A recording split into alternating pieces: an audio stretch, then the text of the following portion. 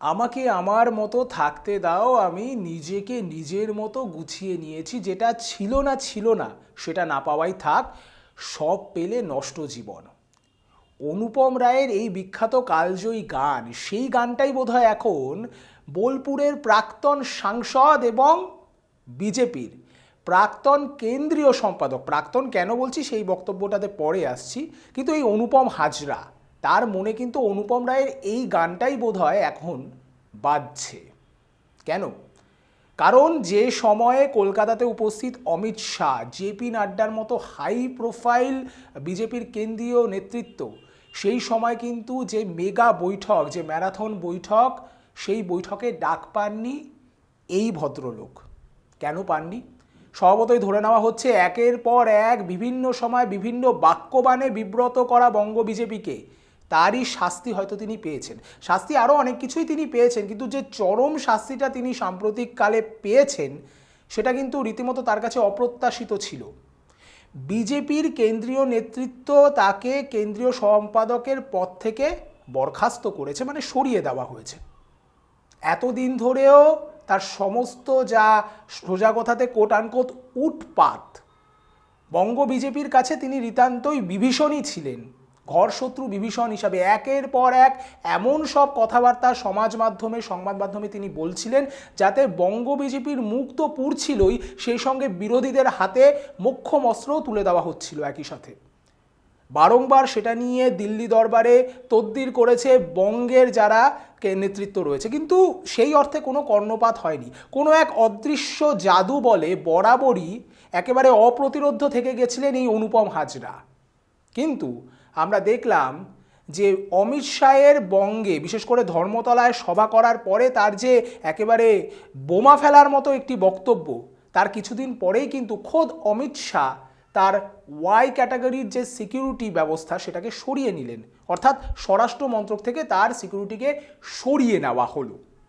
কিন্তু চমক আরও ছিল, কারণ অনুপম বেলাগাম বরাবরই একের পর এক বিধ্বংসী মন্তব্য করবার জন্যই তিনি কিন্তু বিখ্যাত। এবং বোলপুরের যে সংগঠন, তার মধ্যেও কিন্তু গোষ্ঠীদ্বন্দ্ব তাকে ঘিরেই। বিভিন্ন সময় দেখা গেছে তার সভাতে রীতিমতো বিরোধী গোষ্ঠীর লোকজন হানা দিয়েছে, বা এই বিভিন্ন সময়ে বিভিন্ন রকমের এই রকম উৎপাত দেখা গিয়েছে।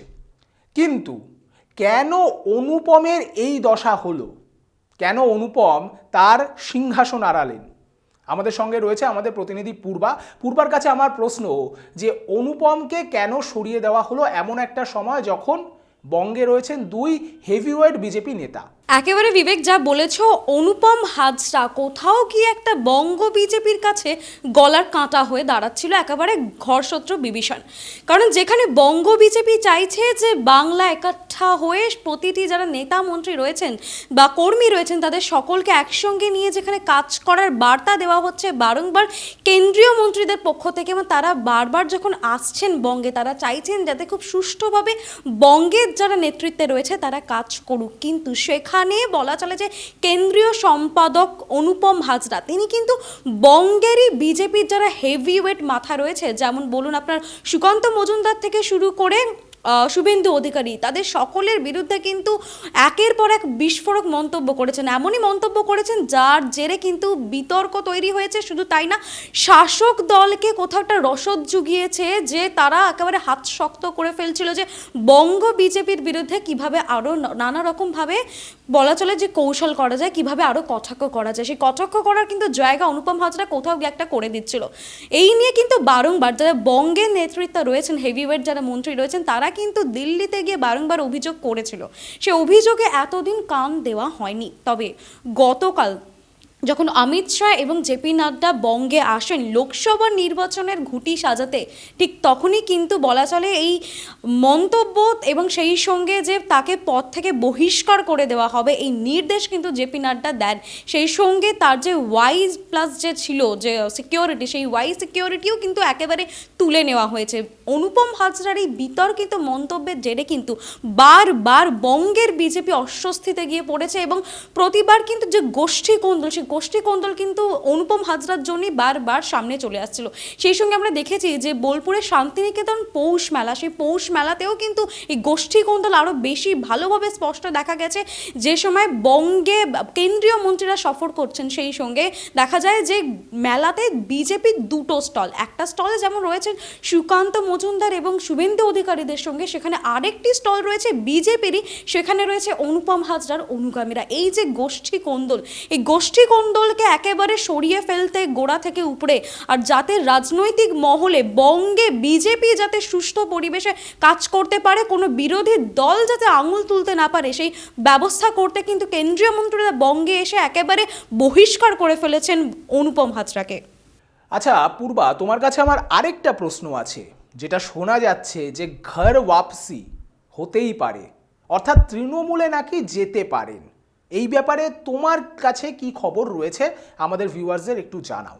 বিবেক, কোথাও গিয়ে কিন্তু এই মন্তব্য একেবারে উড়িয়ে দেওয়া যায় না। রাজনৈতিক মহলে কিন্তু এমনটা অনেকেই মনে করছেন, কারণ এই অনুপম হাজরা বিজেপির কেন্দ্রীয় সম্পাদক, তা এখন যদিও তিনি এক্স বলা চলে, কিন্তু তার আগে তার একটা সম্পর্ক রয়েছে তৃণমূলের সঙ্গে, কারণ তিনি তৃণমূলের সাংসদ ছিলেন এবং 2019 তিনি ঠিক লোকসভার আগে বিজেপিতে যোগ করে। সেখানে বলা চলে যে মানুষের অবাক হওয়ার বিষয়টা খুব একটা হবে না, কারণ তিনি অলরেডি টিএমসি থেকে বিজেপিতে এসেছেন এবং বিজেপিতে এসে তিনি কোথাও একটা কোণঠাসা হচ্ছেন, এমনটাই কিন্তু মন্তব্য করছেন। আর ঠিক টিএমসিতে কোণঠাসা হচ্ছে এই অভিযোগেই কিন্তু তিনি বিজেপিতে এসেছিলেন এবং বিজেপিতে ঠিক এমনটাই কিন্তু কোথাও গিয়ে গিমিক তৈরি করেছেন যে তিনি দল তাকে নিজে বার করে দিলে তিনি কোথাও গিয়ে যদি আবার তৃণমূলে ফিরে যেতে পারে, এমনটাই আশঙ্কা, কিন্তু এমনটাই জল্পনা রাজনৈতিক মহলে উঠছে।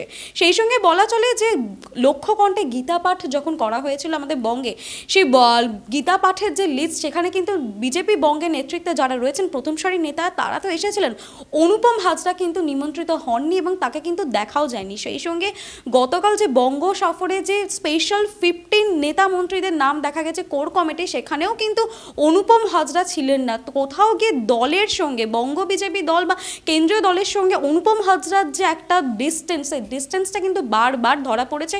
এবার সেই সঙ্গে যে তার জল্পনাটাও আরও বেশি করে চলে আসছে, কারণ কাজল শেখ বীরভূমের যে রয়েছেন, যে তৃণমূলে একেবারে দায়িত্বে রয়েছেন এই মুহূর্তে, সে কাজল শেখের সঙ্গে কিন্তু অনুপম হাজরার একটা সুসম্পর্ক, সেটা কিন্তু দীর্ঘদিন ধরে আমরা দেখে আসছি। এবং যেহেতু অনুপম হাজরাই তৃণমূলেই ছিলেন, তৃণমূলের সাংসদ থেকে বিজেপিতে এসছেন, তো কোথাও গিয়ে তুমি যে প্রশ্নটা করছো বা আমাদের জনতা যারা মনে করছেন, এই প্রশ্নটা একেবারে উড়িয়ে ফেলা যায় না। সমাজ মাধ্যমে কিন্তু একের পর এক তিনি বিতর্কিত মন্তব্য করেছেন। নিজে বিজেপির মেম্বার হয়ে, নিজে বিজেপির পদ, একটি সম্মানীয় পদে থেকে কিন্তু বিজেপির নেতা মন্ত্রীদের তিনি আক্রমণ করেছেন, কটাক্ষ করেছেন এবং হ্যাশট্যাগ চোরমুক্ত বিজেপি চাই এমনই কিন্তু বলে তিনি বারংবার সমাজ মাধ্যমে সরব হয়েছেন নিজেরই দলের বিরুদ্ধে।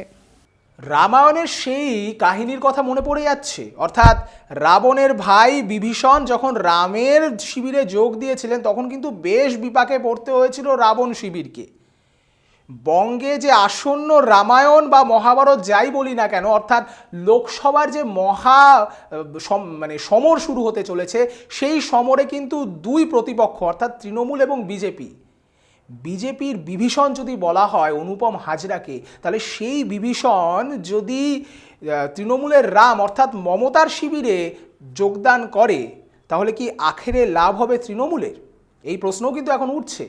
সেরকমই প্রশ্ন উঠছে যে এই যে বারংবার বিভিন্ন সময়ে বিভিন্ন বক্তব্যতে বিব্রত করা, বঙ্গ বিজেপিকে একেবারে তুলোধনা করা, একেবারে কখনো শাহের সভাতে ডাক না পাওয়া থেকে শুরু করে গীতা পাঠ, যেটা কিনা একটা মেগা এই ছিল, বঙ্গ বিজেপির একটা মেগা প্রজেক্ট ছিল বলা যেতে পারে, সেখানে পর্যন্ত দুর্নীতির অভিযোগ তুলে রীতিমতো তাকে, সেই সাফল্যটাকে কোথাও না কোথাও গিয়ে একটু হলো ব্যাকফুটে ফেলে দেওয়ার চেষ্টা করা অনুপম হাজরা অদূর ভবিষ্যতে কি তৃণমূলের একটা বড় হাতিয়ার হতে পারেন? তৃণমূল নেতৃত্ব এই নিয়ে কি ভাবছে? সবথেকে বড় কথা, বোলপুরে অনুব্রতহীন এবং সেই অনুব্রতহীন জায়গায় অনুপমের কতটা রাজত্ব বাড়তে পারে অদূর ভবিষ্যতে যদি তৃণমূলে তিনি জয়েন করেন, যোগদান করেন, সেদিকে আমাদের নজর থাকবে। আর খবরের আড়ালে লুকিয়ে থাকা খবরগুলোর জন্য এইভাবেই আপনাদের নজর থাকুক ডিজিটাল খবরিলালের পর্দায়, কারণ ডিজিটাল খবরিলাল মানেই খবর আপনাদের, নজর আমাদের।